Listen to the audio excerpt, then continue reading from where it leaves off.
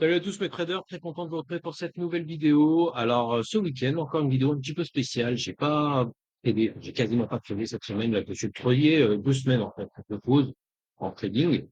Euh, J'étais vraiment devant l'écran que jeudi, et trade 1 heure ou deux, et puis vendredi, donc j'ai fait 300-400 balles. C'est pas grand chose à montrer, c'est pas fou. 2 semaines de pause puisque ça faisait quand même pas mal de semaines que j'enchaînais. J'ai enchaîné les performances positives. Bon, j'ai eu des semaines un petit peu moins bonnes, hein, évidemment, vous l'avez suivi avec moi. Mais globalement, je suis quand même très satisfait de la performance depuis qu'on a démarré ce portefeuille du premier challenge pour tout son cas ensemble. Et là, on arrivait fin juin, début juillet. Euh, le décor est pas spécialement facile à analyser entre les politiques monétaires floues, les décisions monétaires floues, que ce soit aux États-Unis ou en Europe. Situation économique aussi un peu bizarre, hein. On a une inflation qui va au-dessus de 2%, donc on a une économie qui ralentit. Donc c'est compliqué de prévoir les prochains mouvements monétaires. On a des tensions géopolitiques, on a la guerre commerciale avec Trump, pardon. Donc tout ça, c'est un peu compliqué. Et puis surtout qu'on arrive en juillet. En juillet, c'est la période estivale. Pas mal d'investisseurs sont loin de leur desk, donc on a des volumes qui sont pas ouf. La liquidité qui est amoindrie. Donc c'est un petit peu plus compliqué. C'est pour ça que je me suis dit que c'était peut-être la bonne période pour justement se calmer un peu et prendre 1, 2 semaines de pause. Voilà. Donc aujourd'hui, petite vidéo tuto et je vais aborder un sujet que beaucoup m'ont demandé en DM. Ça fait longtemps qu'on me le demande. On va parler des outils Fibonacci. Vous allez voir qu'ils sont nombreux. Vous allez voir que c'est assez simple à utiliser. Moi, j'en utilise que deux. Alors, parmi tout l'éventail, justement, sans mauvais jeu de mots, puisque l'éventail de Fibonacci, c'est aussi un outil, mais parmi la pléiade, j'allais dire, des outils Fibonacci qui existent. Donc, on va faire un peu d'histoire. Je vais vous expliquer qui est Leonardo Fibonacci, qu'est-ce que le nombre d'or, sur quoi sont basés les outils Fibonacci, comment on les utilise, en tout cas, comment moi je les utilise dans mon trading. Vous allez voir que ce sont des outils, enfin, c'est un de mes outils préférés. C'est ultra puissant. Voilà. Donc, on va commencer par le début. Vous savez que les outils Fibonacci sont basés sur le nombre d'or, qui d'ailleurs, spoiler alert, n'a rien d'un nombre, hein, c'est un rapport de distance. Donc, qu'est-ce que le nombre d'or? Déjà, on va commencer par là. Il est souvent d'usage d'associer directement le nombre d'or au célèbre mathématicien, pardon, de génie, Leonardo Fibonacci. Cependant, il s'agit d'une connaissance bien plus ancienne qui remonte à très loin dans l'Antiquité. C'est une connaissance qui a donc traversé les âges jusqu'à nos jours. Et même si elle est aujourd'hui clairement admise comme une constante universelle, au même titre, si vous voulez, que la vitesse de la lumière, par exemple, elle reste cependant quelque chose que l'on ne s'explique pas vraiment. Donc, un peu d'histoire. Leonardo Fibonacci, c'est un mathématicien de génie, un mathématicien italien qui est né en 1175 et qui est mort en 1250. Il tirait son savoir des Grecs et des Algériens qui lui ont appris de l'arithmétique et la langue arabe. Cependant, les Grecs eux-mêmes tiraient leurs connaissances mathématiques des Égyptiens de l'Ancien Empire. Alors, pour vous remonter un petit peu, l'Ancien Empire, c'est moins 2700, moins 2200 avant Jésus-Christ. Voilà. C'est vieux, on ne parle pas du mois d'octobre. Donc, les connaissances mathématiques des Égyptiens de l'Ancien Empire ne sont plus à démontrer, hein, on le sait, hein, on a retrouvé des tablettes avec de l'algèbre dessus, enfin de l'algèbre. L'algèbre a été inventée par les Arabes, mais voilà, des connaissances mathématiques poussées, ils ont construit des pyramides à une époque où le fer, l'acier n'existait pas, la roue, etc. Donc, on va pas revenir là-dessus, mais en tout cas, ce sont des gens qui, à une époque où pas grand-chose n'existait, arrivaient à ériger des monuments complexes et qui exigeaient un savoir mathématique complexe.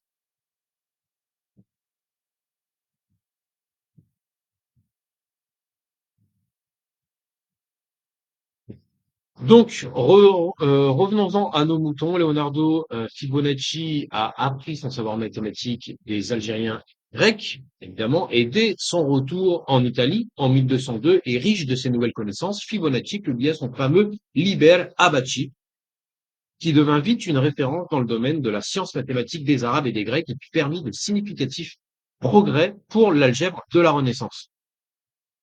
Donc maintenant, concrètement, le nombre d'or, c'est quoi? Le nombre d'or, ou appelé phi également, c'est pas un nombre à proprement parler. C'est ce que je disais dans l'introduction, mais c'est plutôt un rapport de distance des proportions telles que a plus b divisé par a est égal à a divisé par b.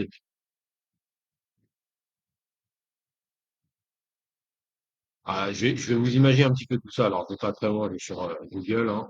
Regardez, je vous montre. Hop, voilà. Donc, A plus B, donc le segment, enfin, pardon, oui, si, le segment total divisé par la longueur la plus grande, donc par A, est égal à A divisé par B. C'est un rapport de proportion, un rapport de distance, ok?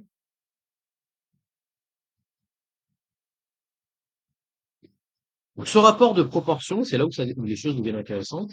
Il est établi comme étant une constante car il se retrouve aussi bien dans les spirales logarithmiques des bras des galaxies que dans les végétaux, les minéraux et même dans le corps humain. Bref, on le retrouve partout. C'est un rapport harmonique de croissance, si vous voulez. C'est un nombre qui est naturellement présent donc dans la nature. C'est un nombre unique dans l'infini des nombres. Il est le seul à présenter la caractéristique suivante. Donc, le nombre d'or plus 1 est égal au nombre d'or au carré. Le nombre d'or moins 1 est égal à l'inverse du nombre d'or. Fibonacci développa donc sa fameuse suite éponyme que tout le monde connaît, n égale n-1 plus n-2. Ce qui donne 1, 1, 2, 3, 5, 8, 13, 21, 34, 55, 89. Regardez. 1 plus 1 égale 2, 2 plus 1 égale 3, 3 plus 2 égale 5, 5 plus 3 égale 8, 8 plus 5 égale 13, etc., etc., etc. C'est en divisant un nombre par son précédent que l'on obtient le ratio d'or. Okay. Évidemment, plus on avance dans cette suite, plus le ratio d'or devient précis. Si vous divisez 2 par 1, 3 par 2, ou 55 par 34, 89 par 55, etc. Donc, pour revenir à l'analyse technique, puisque c'est le sujet, je vous rappelle, qui nous intéresse aujourd'hui, les primes se déplaçant. Donc, pour revenir à l'analyse technique, je vous rappelle, c'est le sujet qui nous intéresse aujourd'hui, les prix ne se déplacent pas en ligne droite. On n'est pas dans un système purement déterministe, ok? Ils se déplacent en vague, comme vous pouvez le voir ici sur le graphique de l'or. Ça, c'est un graphique en une heure, ok? Euh, ils se déplacent pas en ligne droite d'un point A à un point B. Le marché est donc fait de retracement et de projection. Normalement, tous ceux qui prêtent déjà un petit peu sur le marché sont familiers avec ce genre de terrain. Donc l'idée de départ est la suivante. Le nombre d'or est présent partout et témoigne d'une harmonie cosmique. Les marchés boursiers, quant à eux, représentent un genre d'aperçu de la conscience collective d'un actif. Donc en fait, ça, je vais expliquer cette phrase qui paraît un petit peu folle. Ce que vous voyez là, par exemple, vous êtes sur le graphique de l'or, vous voyez que donc, les marchés sont fermés. Une once d'or est égale à 3356,1 dollars. Mais en fait, c'est pas ça. C'est pas ce que vaut une once d'or. C'est ce que la totalité des gens, des investisseurs pensent que ça vaut. Okay, c'est les gens qui emmènent les prix en bas, en haut, etc. Okay, donc, quand vous regardez un petit peu un graphique, que ce soit l'or, le Nikkei, le Nasdaq, voir ce que vous voulez, vous regardez ce que l'ensemble des investisseurs pensent que ça vaut. D'où ma phrase que les marchés boursiers représentent un genre d'aperçu de la conscience collective mondiale concernant un actif. Il s'agit en fait de la superposition de toutes les opinions sur un même actif financier au même moment. C'est pour ça que souvent, vous avez dû entendre dire que les indicateurs techniques ont toujours un effet retard, ils ont toujours dérivé du prix. Le prix, c'est votre premier indicateur technique puisqu'il symbolise toutes les opinions baissières, haussières, etc. C'est la somme de tout ça. Donc, de ce fait, il peut s'avérer logique de retrouver les fameux ratios d'or, les ratios de Fibonacci dans les fluctuations boursières. Donc là, c'est là où on arrive dans les applications pratiques. Plusieurs outils proviennent de la théorie de Fibonacci, mais personnellement, alors déjà, je vais vous donner tous les outils. Je sais pas si vous les voyez bien là, parce que normalement, il y a peut-être ma tête qui les masque. Vous avez les retracements, les expansions, les time zones, les arcs, les fans. Donc ça, c'est voilà, c'est un truc un peu comme ça. Hop, ça c'est un fan de Fibonacci.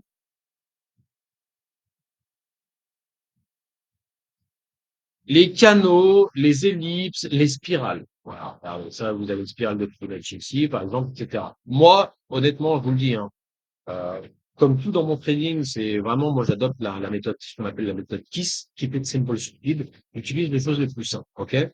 Et moi, honnêtement, je trouve que, alors, je dis pas que les autres outils, ça sert à rien, Je connais pas énormément de traders qui traitent avec des spirales de Fibonacci, par exemple.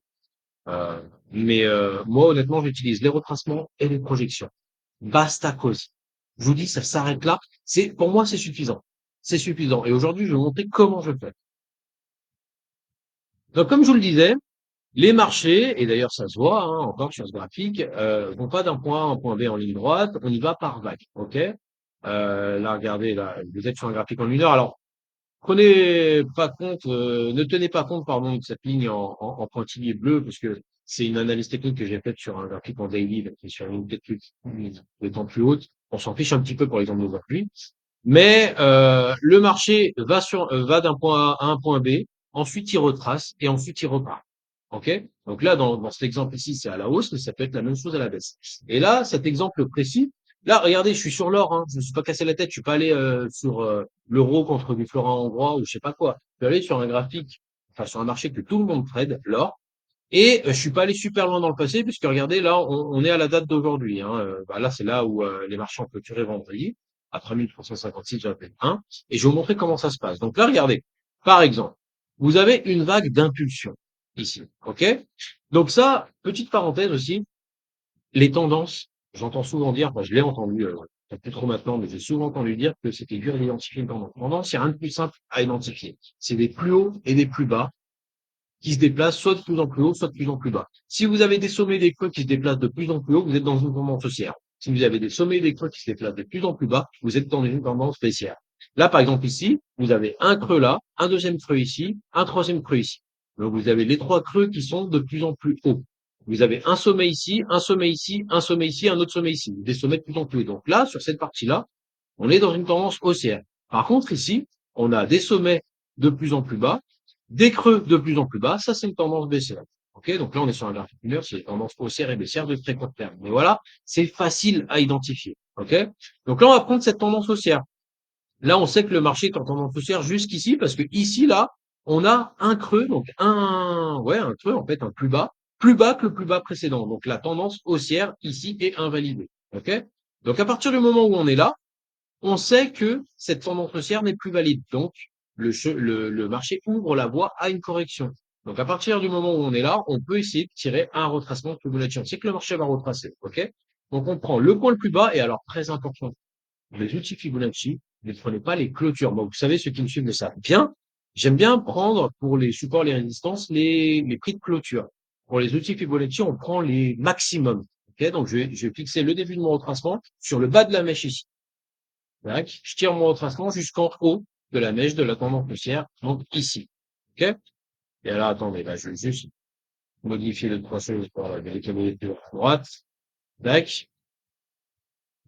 Voilà. Donc là, ce qui nous intéresse, c'est le retracement de tout ce mouvement-là, là, de 0 à 100. OK? Et on s'aperçoit que le marché part en vague. Alors là, effectivement, je vais rajouter quelques retracements qui manquent. 78,4 et évidemment 79 aussi. Tac. Voilà. Donc là, ça va de 0 à 100 ici. OK? Un retracement de 23,6%, c'est un petit retracement. Généralement, les règles, il existe quelques règles sur le retracement de Fibonacci. Quand le marché touche les 38,2, il y a de fortes chances pour qu'il aille taper les 50. OK? Donc là, le marché casse les 23,6. On touche les 38,2. Vous pouvez noter qu'on repasse au-dessus des 23,6%. Ça veut pas dire que c'est la fin de la correction. Ça, c'est aussi un truc que j'ai beaucoup vu sur Internet.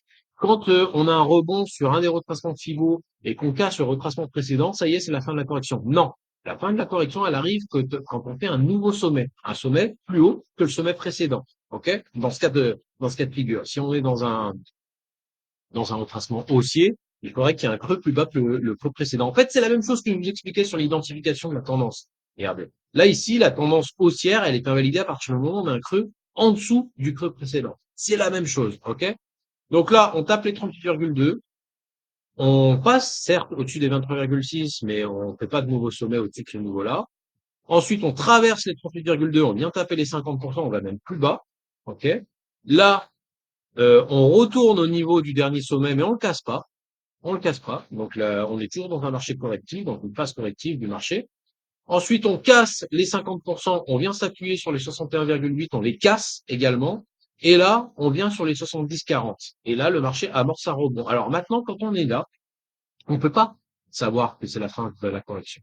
La fin de la correction, en fait, elle arrive. Alors là, déjà, vous savez, hein, regardez, la première chose, c'est que vous savez que le marché ne rebondit pas au hasard. Il rebondit sur un retracement Fibonacci à 70,4 et très précis, hein, quasiment au plus près. Mais là, quand on est là, comme je viens de vous le dire, on peut pas savoir que c'est la fin de la correction. Peut-être que le marché va revenir jusqu'ici et qu'il va taper les 79 après.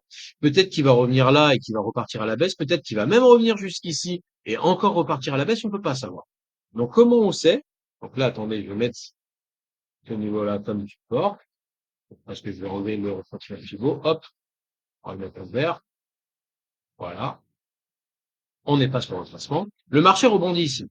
Mais comment savoir si c'est la fin du retracement? Bah écoutez, c'est très simple, vous faites une ligne de tendance. Tout bête, regardez. Hop, voilà. Et là, on s'aperçoit que on a eu une ligne de tendance qui est très respectée. Elle a été reconnue ici par le marché, ici par le marché, ici. Donc déjà, on a 3 points, c'est une ligne de tendance confirmée. Et encore une fois ici. OK? Donc en fait, je vous ai dit que d'ailleurs, c'est même plus un canal, hein. Je vais se passer un peu comme ça. Voilà. Là, on est dans un canal basique. OK? C'est vrai que la fin du retracement, elle est confirmée à partir du moment où j'ai un pic de clôture au-dessus du dernier creux connu. OK? Là, le dernier creux connu, il est là. Mais ça nous emmène ici. C'est un petit peu haut. En fait, le dernier creux connu, il est ici. Donc, à partir du moment où j'ai la clôture, là, sur cette bougie-là, au-dessus, eh ben, je sais que c'est la fin du retracement. Surtout qu'en plus, regardez, ici, sur cette bougie-là, ça coïncide avec le fait que ça y est, c'est la première bougie en pré-clôture au-dessus de la ligne de tendance. Donc, la tendance baissière de très court terme est invalidée. Donc, c'est la fin du retracement. Et à partir du moment où on sait que c'est la fin du retracement baissier, là, on peut essayer de se dire, mais jusqu'où le marché va-t-il aller? D'accord? Parce que c'est important. Vous n'allez pas rentrer en position ici. Imaginez que vous rentrez à l'achat ici, vous mettez un stop en dessous quelque part. Bon, ça, moi, j'ai ma technique de placement des stops. Peut-être que je reviendrai sur une autre vidéo tuto. J'en avais déjà expliqué sur un de mes épisodes Retour 100K. Mais peut-être que je ferai une autre vidéo tuto dédiée pour le placement du stop intelligent. Je crois que je l'avais déjà fait, mais peut-être qu'on reviendra dessus. Donc, imaginez que là, vous avez votre bougie signal. Là. D'accord? Vous rentrez long avec un stop en dessous de ce niveau. OK? Mais il est où votre take profit? D'accord? Et c'est là où, justement, l'expansion de Fibonacci va vous servir. L'expansion de Fibonacci, c'est la même chose que tout à l'heure. Regardez, je vous montre. Je vais mettre le graphique comme ça pour que vous puissiez bien voir. Expansion de Fibonacci, c'est la même chose. On prend la base du mouvement ici, premier mouvement impulsif. On prend tout le mouvement impulsif ici. Et ensuite, on prend toute la correction. On va jusqu'à notre niveau vert ici. OK? Et là, ça vous donne les ratios susceptibles de correspondre à des résistances. Ok? Donc là, nous, n'oubliez pas qu'on est ici, hein. On a acheté ici. On sait qu'on a une première résistance ici, d'accord, qui en plus est une résistance de Fibo, puisque ça correspond à 50% de ce mouvement-là. Mais en plus, ça correspond plus ou moins à ces deux sommets qu'on a ici. Donc c'est reconnu par le marché, c'est une résistance importante. OK? Et d'ailleurs, ça se voit, puisque regardez, dès que le marché vient au contact de cette résistance, boum, on a une bougie négative qui pourrait s'apparenter à un renversement, sauf qu'elle n'est pas confirmée par la bougie d'après. La bougie d'après est verte et elle retrace euh, plus de 75% de la bougie rouge d'avant. Donc le mouvement va continuer. Et là, on se trouve actuellement sur les 61,8. On a même cassé les 61,8. Donc là, on avait un deuxième niveau de résistance. OK? Et en fait, le marché est allé même plus haut, est allé au niveau des deux sommets ici, là. Voilà. Donc là, bon, bah, spoiler alert, je vais pas faire de recommandations, mais on peut aller chercher potentiellement. Alors là, en vérité, il y a quand même des retracements à rajouter. Je vais vous les rajouter. Il y a les 70,4 et les 79. Ah, voilà. Et d'ailleurs, regardez, on est déjà venu taper les 70,4 ici. Donc là, la prochaine résistance sur l'or, c'est 3375. Et on peut, moi j'aime bien, je mets souvent des résistances intermédiaires. Vous voyez, quand on rentre, par exemple, là, j'aurais sorti une partie de la position ici, une autre partie de la position ici, une autre partie de la position ici, encore une partie de la position ici. Alors, pas tout le temps avec la même, comment dire, j'aurais pas toujours sorti le même poids de la position. Par exemple, ici, j'aurais pu sortir peut-être 50%, ici, peut-être un tiers, un quart, etc. Bref, ça, c'est à vous, je laisse ça à votre discrétion. Mais en gros, je serais sorti en plusieurs fois, mais en objectif final, j'aurais visé les 100%, et comme par hasard, les 100% sont sur les 3400. Un chiffre bien haut, que les investisseurs aiment bien frapper. Voilà. Donc, moi, c'est comme ça que je fais. Vous voyez, c'est simple, hein. C'est ultra simple. Donc, j'espère que bah, je vous aurais appris. Déjà, pour ceux qui ne savent pas utiliser Fibonacci, j'espère que je vous aurais appris. Si là, par exemple, on arrive à 100% et qu'on constate une structure de renversement et qu'on vient faire un nouveau plus bas, donc là, on pourrait se dire, tiens, le marché va corriger de nouveau. Là, vous allez utiliser vos retracements Fibonacci et après, une fois que la correction est finie, les expansions, etc., etc., etc. Voilà. J'espère que je vous aurai bien clarifié un petit peu tout ça, que cette vidéo vous aura plu. N'hésitez pas à poser vos questions en commentaire. J'y répondrai. C'est important que vous connaissiez ça, que vous compreniez comment ça marche, mais normalement, il n'y a pas de problème. C'est quand même assez simple euh, à utiliser. Allez dans le passé, utilisez-le, ça marche sur toutes les unités de temps, ça marche sur tous les marchés aussi, toutes les classes d'actifs, matières premières, obligations, forex, ce que vous voulez. Donc n'hésitez pas à vous entraîner, voilà, identifier les tendances, identifier les phases de correction, les phases d'impulsion, et vous allez voir que votre trading va changer. Donc notez enfin, chopez-moi en DM, chopez-moi par email, il y a mon email dans la description, enfin, de la chaîne YouTube normalement. Chopez-moi par email, chopez-moi en commentaire de cette vidéo, je répondrai vraiment à tout le monde. N'hésitez pas, Fibonacci, c'est un outil ultra simple, mais ultra puissant. Donc n'hésitez pas à me contacter si il y a des petits soucis par rapport à ça, je serai là pour vous. En attendant, bon, bonne chance, bon trading et faites attention à vous.